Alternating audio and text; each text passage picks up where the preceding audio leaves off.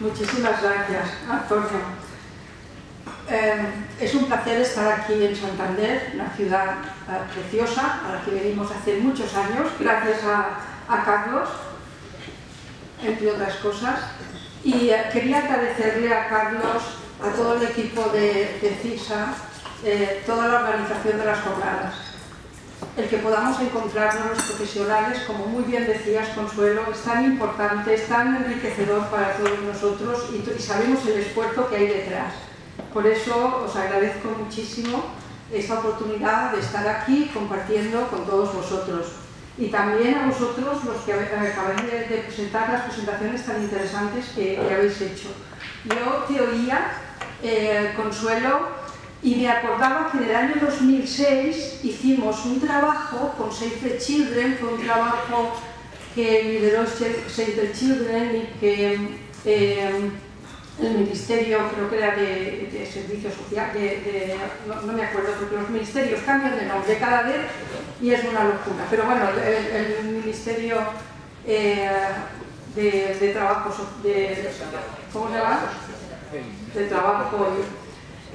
Y era un estudio que hicimos, nosotros nos encargamos de la Comunidad Valenciana, sobre menores víctimas de violencia de género. Se hizo una investigación para ver, y en ese primer trabajo del año 2006 ya se iba viendo las necesidades que había, es decir, la escasa presencia de esos profesionales, de esos menores, y la preocupación de los profesionales, porque eso surge de los propios profesionales que están tratando a las mujeres y que ven a los menores y veían que no había cauces adecuados para poder ayudarles. Y ahora es estupendo ver cómo va apareciendo con esta nueva ley del menor todo el tema de menores y cómo desde ese 2006 ha ido evolucionando. Entonces, aunque sea poquito a poco y a veces pensemos que no avanzamos, sí que vamos avanzando. Bueno, yo con el título de mi... Vamos a ver, el título de mi ponencia, 20 minutos no va a poder ser. Yo cuando me vi con esto pensé, bueno, voy a hablar ante personas enteradas del tema, ante profesionales. Y en 20 minutos... bueno, te doy 25. No, da igual, tampoco quiero cansarlos, tampoco quiero cansarlos. Tampoco quiero, pero quiero deciros que el tema es un tema demasiado amplio, entonces yo he intentado resolverlo lo mejor posible. E intentar transmitiros más desde mi experiencia, qué cosas yo considero que son importantes dentro de lo que es la violencia de género y en qué medida hay una relación entre los abusos sexuales y la violencia de género. Como tengo que deciros que yo además me considero que los profesionales, y creo que muchos de los que hay aquí lo entenderán, además de nuestra tarea, además de nuestra metodología, los profesionales que trabajamos en sexualidad y que trabajamos en estos temas de violencia de género, pues yo me considero además una activista de los derechos sexuales, así os lo digo, ¿no? Además me gusta considerar que mi trabajo, además de lo cotidiano, tiene una proyección social y que yo lucho por una sociedad mejor. Entonces, el tema de los derechos sexuales, desde que en el año 1997 presidí el Congreso en Valencia y se hizo la Declaración de Derechos Sexuales, pues desde entonces llevo trabajando con la Organización Mundial de la Salud Sexual por los derechos sexuales.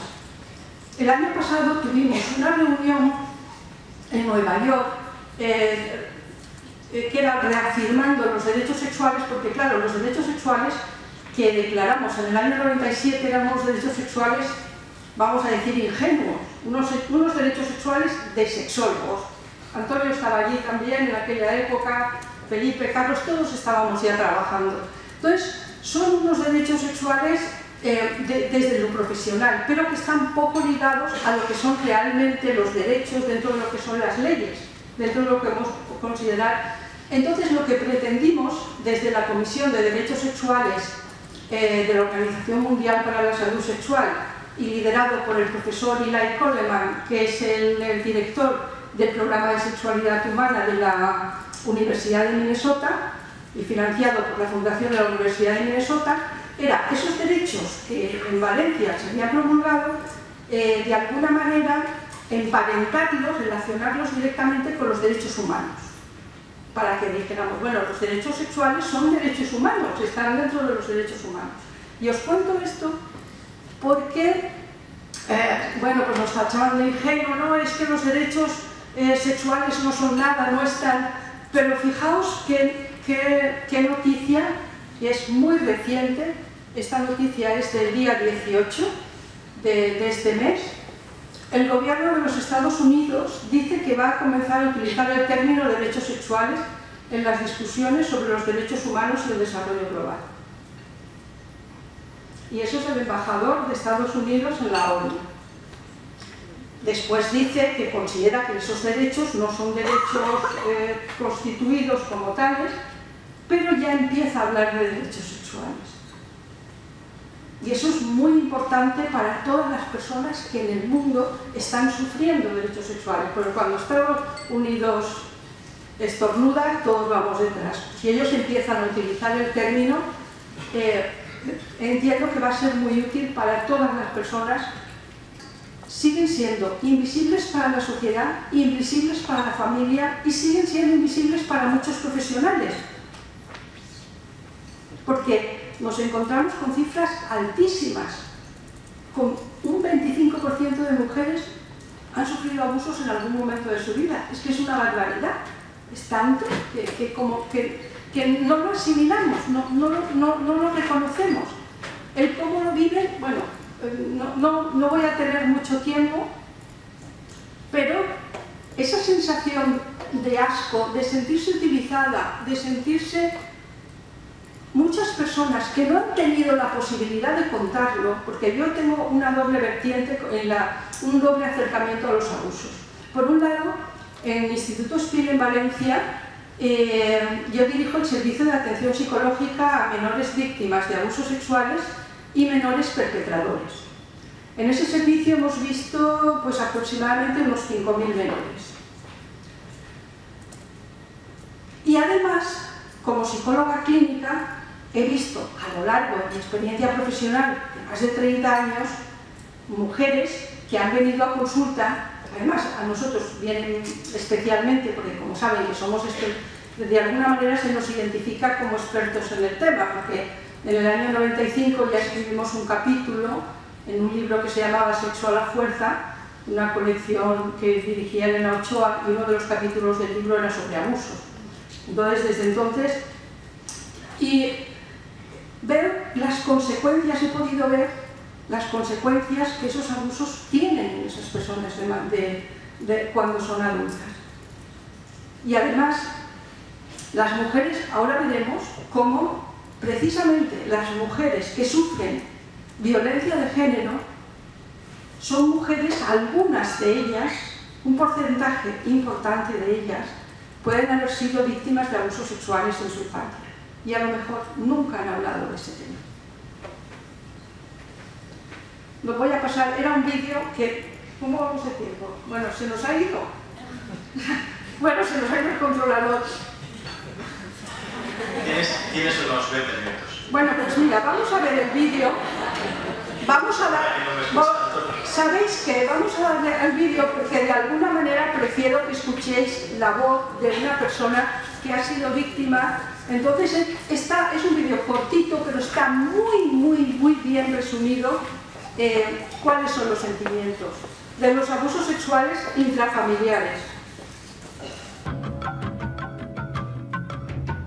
Yo le he enseñado todo lo que sabe.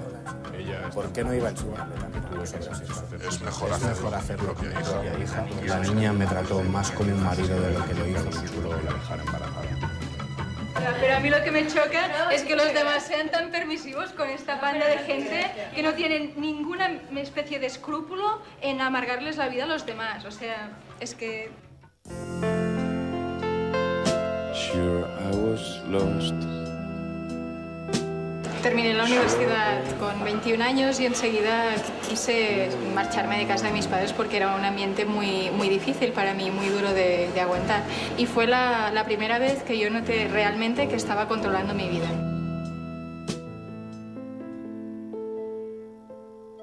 Me acuerdo cuando era pequeña que yo tenía como dos vidas, ¿no? Tenía una vida que era insoportable y tenía otra vida que más o menos podía ir haciendo, que sobre todo estaba basada en la lectura y en la evasión mental, ¿no? Y me acuerdo de estar sufriendo los abusos en un momento determinado y estar con el tío por ahí haciendo cosas y yo estar totalmente en otro mundo.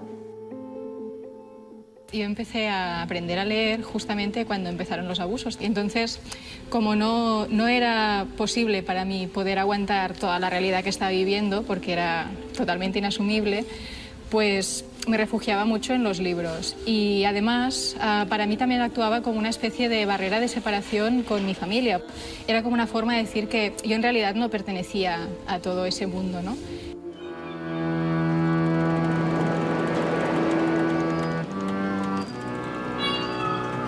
El marido de mi madre tenía un hermano, su hermano menor, que está viviendo en aquella casa, ¿no? Mi madre y su marido se iban a tomar algo al mediodía y yo me quedaba allí en aquel piso, ¿no? Porque les apetecía salir solos o lo que fuera, ¿no? Y entonces el hermano representaba que tenía que jugar conmigo, pero jugaba conmigo, jugaba él. Entonces me llevaba a su habitación, generalmente incluso dejaba la puerta abierta y desde la cocina estaba su madre, la abuela, ¿no? Que lo estaba viendo todo. Entonces yo flipaba, porque yo tenía unos 6 años cuando empezó todo el rollo y yo veía a un tío que iba allí, que me desnudaba, que empezaba a tocarme por todas partes, que me lamía por todas partes. El recuerdo de la saliva es especialmente asqueroso para mí. Y la tía que iba ahí en la cocina limpiando la ensalada y sin hacer nada, y yo pensaba, no puede ser, porque además la cocina y la habitación estaban separadas por un pasillo así de estrecho, las dos puertas abiertas, lo estaba viendo absolutamente todo y no movió un dedo en todas las veces que ocurrió para evitarlo. Una niña sin pantalones, tirada en una cama y un tío por ahí guarreando, es que lo estaba viendo perfectamente lo que pasaba, no había ningún equívoco posible. Luego, para mí, por lo menos, hubo una segunda parte, que fue cuando yo fui más mayor, tenía unos 14 años, su marido empezó a acosarme. No llegó a ser unos abusos tan bestias como los que hubo con su hermano, pero empezó tocándome los pechos, ¿no? Y al principio mi reacción fue la normal de sentirme muy paralizada, pero yo pensaba, no puede ser, esto no me está pasando. O sea, ya pasé una vez por esto, conseguí que dejara de pasarme, no puede ser que me vuelva a pasar. Yo pensaba, no es justo, no me puede estar pasando otra vez. Yo es que no me lo creía. Creo que a lo mejor mi madre se cree que como solamente me tocó las tetas, pues que tampoco es para tanto, ¿no? Que eso no es nada, ¿no? Pues sí que es, ¿no? Y lo mal que te sientes con 14 años, que además yo casi no tenía tetas porque era muy plana, pues que vaya un tío ahí y se crea con todo el derecho de magrearte. Pues no hay derecho y no tienen por qué hacerlo y no lo tienen que hacer. Y un tío que haga eso se merece estar en la cárcel o se merece estar en un psiquiátrico hasta que le hagan comprender que no es una actitud para ir por la vida. Con el tema de la penetración parece que solamente se puede penetrar con el pene, pero no se dan cuenta de que para una niña de 6 años o para una niña de 10 años o para una niña de la edad que sea, una mano de un hombre es muy grande, pero muy grande, y el cuerpo de una niña de 6 años es muy pequeño. Y entonces, a lo mejor hubo una penetración con un dedo o con dos, o no lo sé, pero llegué a sangrar y o sea, no hubo una penetración con el pene, pero yo me siento violada y es que a mí me violaron, o sea, así de claro, ¿no?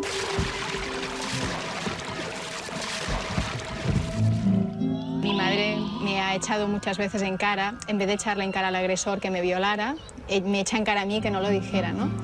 Pero a ver, yo tenía, cuando empezó, 6 años y cuando terminó tenía 9. Había una mujer que estaba viendo lo que pasaba y no parecía ni que se inmutara. Y además tienes una sensación de que esto es algo malo, lo sabes seguro que es malo, ¿no? El mensaje constante que recibes o que recibí yo cuando era pequeña era te callas y te aguantas, ¿no? Y entonces efectivamente me callé y me aguanté. Y de hecho, yo cuando he hablado, quien ha recibido he sido yo, no han sido los agresores. Quien ha sido apartada de la familia he sido yo, no han sido los agresores. Los agresores siguen comiendo la comida de Navidad con la familia. Yo hasta hace 2 años tenía pesadillas cada noche. Y lo que me angustiaba más era pensar que no se iba a acabar nunca, que siempre iba a tener pesadillas. Y entonces él lo que me decía es, estás muy cansada, llevas toda la vida con el mismo tema, pero si haces un esfuerzo saldrás, ¿no? Y yo no me lo terminaba de creer. Yo pensaba, lo dice para animarme porque me quiere mucho, pero es que no puede ser, ¿no? Y entonces fue cuando conoció a Fada y supongo que ella vio que ya era una cosa distinta, yo lo vi y yo enseguida me lo creí. Cuando lo dices, total, todo el mundo pasa de ti, todo el mundo te dice que te calles y todo el mundo te dice que... ¿Esto quieres decir que no te lo estás imaginando? ¿No será que estás un poco paranoica? No sé, ¿no serás tú que...? No lo asumes así, pero te lo hacen asumir. O sea, no sabes por qué, pero tú te sientes partícipe de aquello. Pude hablar con mi madre, ¿no? Ya un día la invité a comer y pensé, no salimos de aquí hasta que nos salga todo, ¿no? Yo, por ejemplo, desde el momento en que lo saqué fuera y lo afronté y dije, bueno, mi vida es mi vida y los demás, cada uno que viva la suya, yo he mejorado muchísimo, mi vida ha mejorado muchísimo.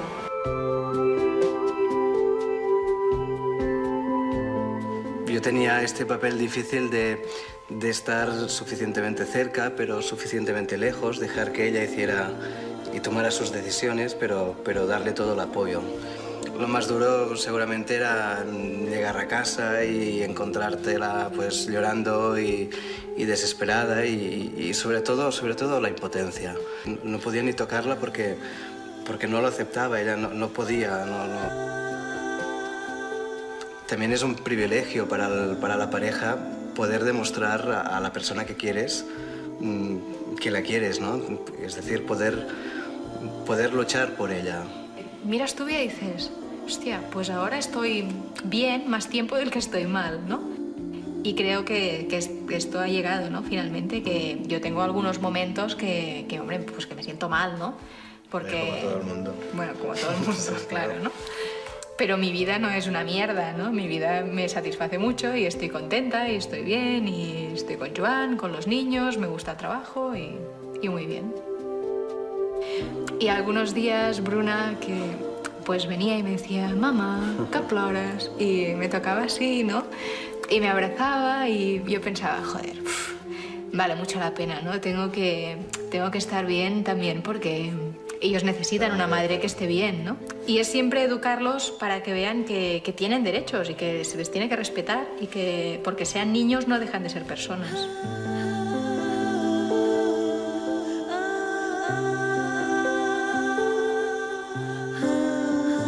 He querido traer este testimonio porque, como veis, se puede salir. Es decir, es lo que decíamos. Se puede salir, pero las personas para salir adelante necesitan ser escuchadas. Necesitan que los profesionales estemos atentos y que seamos interlocutores para que eso se pueda dar. Y hay un concepto muy importante, dos conceptos, que son los que me gustaría compartir y relacionar con el tema de violencia de género que estamos hablando, con violencia de género y abusos. Uno es el de polivictimización.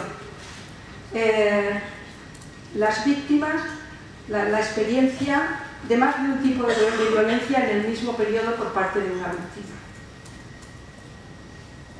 Y el concepto de revictimización, cuando una persona es víctima de violencia interpersonal en 2 o más momentos de la vida. Y cuando esas experiencias están separadas en el tiempo y al menos son 2 los perpetradores. Por ejemplo, las mujeres que han sufrido abusos sexuales en algún momento de su infancia y luego tienen una experiencia de maltrato por la pareja durante la vida adulta. Y esos casos son bastante frecuentes. Los abusos sexuales por mi experiencia, es como, ¿cómo os diría? Es como el sistema, no sé cómo, como si afectara, lo que voy a decir con los profesionales es un poco barbaridad, pero para entendernos, como si el sistema inmune psicológico les afectara. Es decir, es una desprotección, como es una afectación a su sistema inmune psicológico. El doctor Andrés me dice que sí, pero es un poco, pero es así. Tengo la sensación de que esas personas quedan vulnerables, psicológicamente vulnerables. Y eso hace que luego sean revictimizadas. Y hay estudios que así lo corroboran.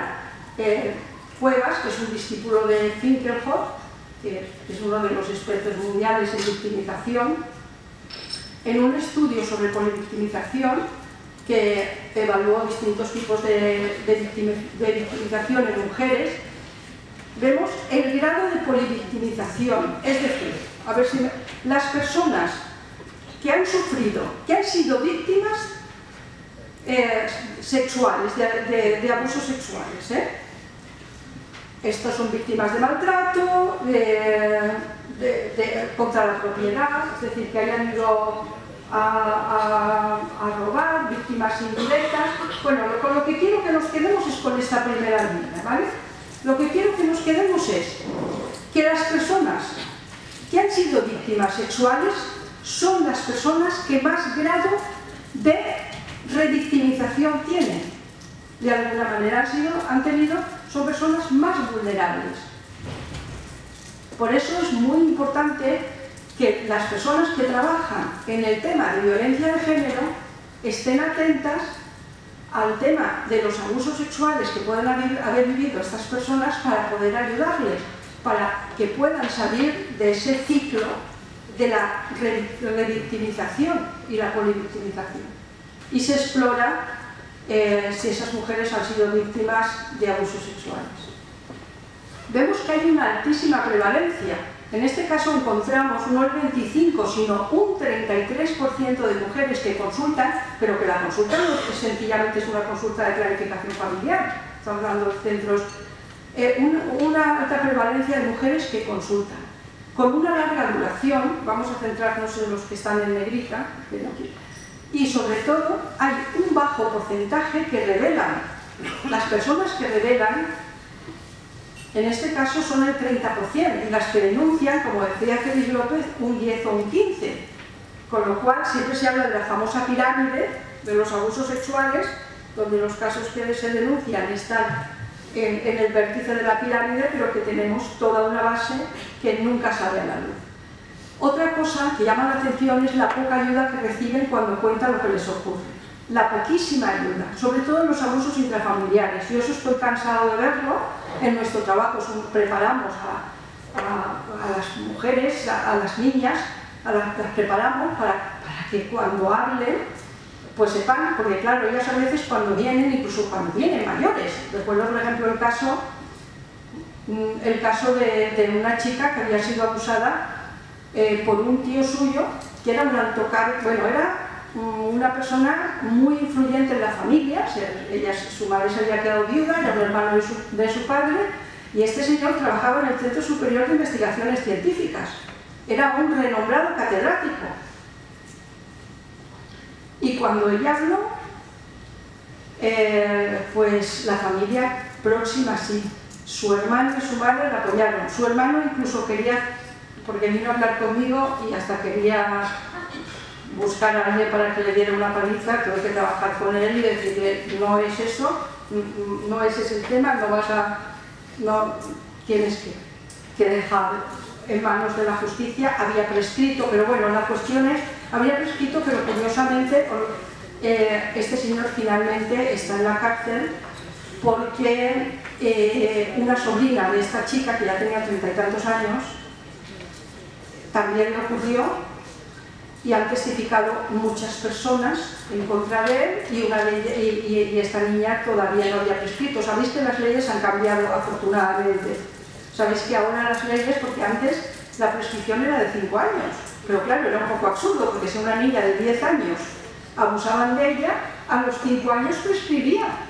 y a lo mejor la niña no lo había contado. Sin embargo, ahora la prescripción empieza a contar a partir de 18 años. Con lo cual hay un margen para que las personas que han sido víctimas puedan declarar. Bueno, y después, este es el dato que quería deciros, el debajo del todo, que como veis tiene que ver con la polivictimización. Hay una fuerte asociación entre la experiencia de abuso sexual infantil y todo tipo de maltrato. Las personas que han sufrido abusos son personas mucho más vulnerables al maltrato. Las secuelas, ahí sí que nos vamos a tener. Este es un artículo de Noemí Pereda, es una psicóloga que trabaja en la Universidad de Barcelona, trabaja mucho el tema de consecuencias de maltrato, y bueno, pues lo que nos dice, entre otras cosas, es que, y cosa que nosotros hemos podido constatar en SPIL a lo largo de los años, es que los factores individuales son muy importantes, el apoyo familiar, los factores individuales, y la sintomatología, pues es que es tan variada, porque tiene que ver con la vulnerabilidad de cada persona. Entonces, los síntomas son muy amplios y tienen que ver con la edad, con el tipo de gravedad, con la duración y con la frecuencia, con la relación. Es fundamental. La relación, por ejemplo, claro, no es lo mismo que, fijaos lo que os digo, es que no es lo mismo una violación por asalto, que tiene otro tipo de secuelas, o por alguien que desconoces, al que puedes odiar sin ningún problema, puedes dejarlo bien claro a distancia. Alguien me violó, se va de mi vida y él es el malo, que es el violado por tu padre. No tiene nada que ver. Además, con un padre cariñoso, afable, amoroso, porque esas cosas ocurren, hay que decirlo, que aparentemente son personas encantadoras, muchas de ellas. Eso es lo más, y es muy duro para la propia víctima. Es que ellas mismas te cuentan, me decía, claro, yo recuerdo un caso, que fue un caso que sacamos adelante difícilmente, pero lo sacamos adelante, de una chica que era hija de un policía nacional y bueno, pues de un policía local. Y hasta los propios policías. Ese caso no quería contarlo, lo tenía preparado y todo, lo que pasa es que claro, no tenemos tiempo, porque además es que cumple toda la premisa de lo que son las consecuencias del abuso, porque a veces nos detenemos solo en las consecuencias sexuales y además exagerando el trauma sexual, pero no es, el trauma sexual es algo más, pero es muchas veces lo que más fácilmente se puede resolver. Pero es que en este caso, puede ser un caso prototipo, ella cuando lo cuenta, que lo cuenta porque tiene novio, ya es adolescente, tiene novio, eso es muy importante, porque a veces dicen, los niños ¿por qué no lo cuentan? Porque no tienen quien le escuche. Porque en este caso la madre, cuando la niña lo cuenta, le da la espalda totalmente. Y dice que eso es imposible, que no puede ser. Eso es un caso, que mi marido no. Y de hecho esa niña es expulsada de la familia. Es una niña que es expulsada de la familia, nadie quiere saber nada de ella y el mundo se le viene... De hecho no sabía ni dónde llevarla y la llevaron al Centro Mujer 24 horas porque no era una usuaria de servicios sociales, era una familia normalizada. Y ella sufrió un calvario desde que lo cuenta, hasta el extremo de cuando la policía va por ella, porque cuando ella lo cuenta, en casa de su novio, el policía la mira con muy mala cara, un compañero de su padre, ¿sabes? Y ella le dice, pero ¿qué no te lo crees? Y le dice textualmente, no es cuestión de creer o no creer, pero estas cosas se arreglan en casa. El propio policía, y a partir de ahí todo. Entonces las consecuencias, el por qué no hablan, porque podemos decir, ¿por qué no lo cuentan? Pues porque no es... Entonces los profesionales, es tan importante que nos concienciemos nosotros porque somos los únicos interlocutores saludables, por así decirlo, porque son familias disfuncionales, aunque aparentemente sean familias monísimas de clase media o media acomodada, y eso yo siempre lo digo. Porque yo trabajo mucho con menores de servicios sociales, trabajo con menores en general, pero los menores de servicios sociales en estos casos están más protegidos, porque los tienen a los educadores con los que pueden hablar. Sin embargo, las clases medias y las clases medias acomodadas, ahí tenemos, no os podéis imaginar. María. Sí, ya. Bueno, corriendo. Las consecuencias las pasamos rápido porque, claro... esto sí que me gusta, la victimización secundaria. Pensar que además de todas las consecuencias psicológicas, médicas, porque puede ser desde embarazos no deseados, hasta a nosotros, afortunadamente, no nos ha venido ningún caso con VIH, pero sí que nos han venido muchos casos con infecciones de transmisión sexual, con condilomas, y que se ha descubierto a partir de ahí. Luego la victimización, la secundaria que supone todo el proceso judicial. Este es el caso que os contaba. El acusado cumplirá 8 años y no 17. Y el Tribunal Supremo le condena solo a 8 años, pero claro, legalmente estaba bien, porque dice que no había...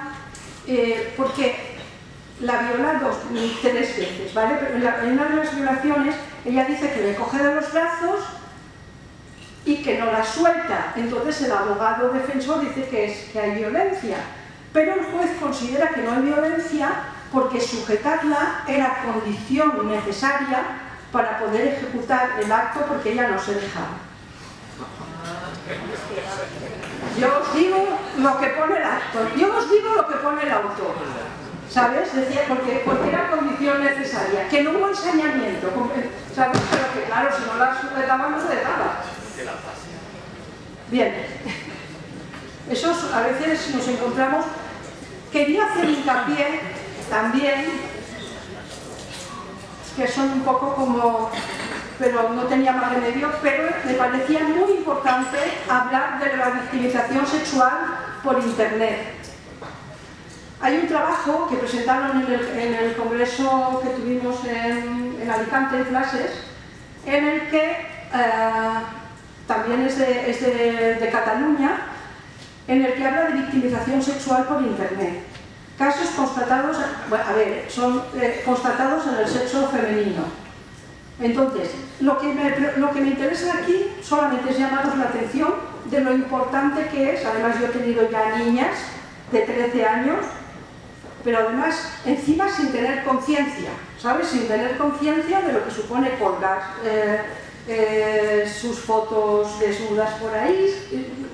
Recuerdo, era hija de un médico, los padres estaban separando y la niña, pues alguien, el grooming, algún pederasta la enrolló por ahí y la niña pues ya le había mandado vídeos, tal cual, y habían quedado en verse.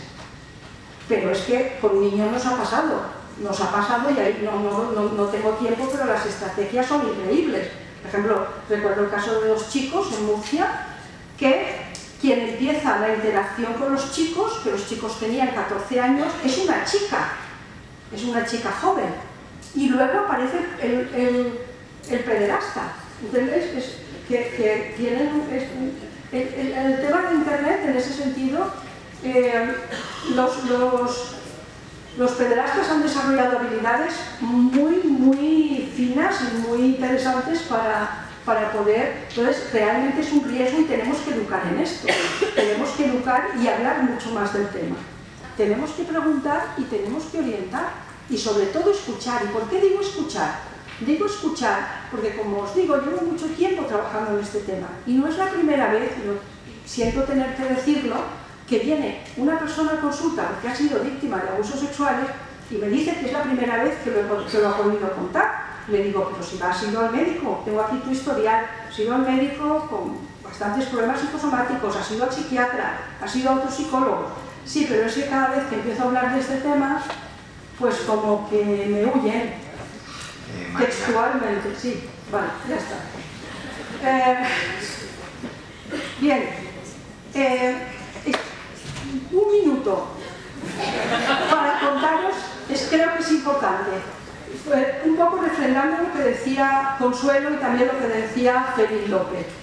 Los casos no siempre necesitan terapia al uso, como entendemos, y eso tenemos que tenerlo claro, pero sí necesitan apoyo psicológico, necesitan estrategias de counseling, porque muchas veces incluso incidir en el síntoma es negativo para la persona. Hay que trabajar desde la psicología positiva. Nosotros trabajamos desde las fortalezas de la persona. Muchas veces incidir en el síntoma y que te lo vuelva a contar y que lo vuelva a recrear no es bueno. Terapeutizar en exceso en ese sentido o buscar psicopatología. Yo soy psicóloga clínica, pero os digo que de verdad no es conveniente, es mucho más efectivo. Cuando venga la sintomatología la trataremos, pero es mucho más conveniente iniciar la intervención desde el counseling, desde un counseling psicológico, sexológico, ayudando a esa persona a que identifique su escenario. Bueno, no voy a ponerme a hablar de counseling porque no nos da tiempo, pero es un tema muy interesante que sí que me gustaría desarrollar en otra ocasión. Muchísimas gracias por vuestra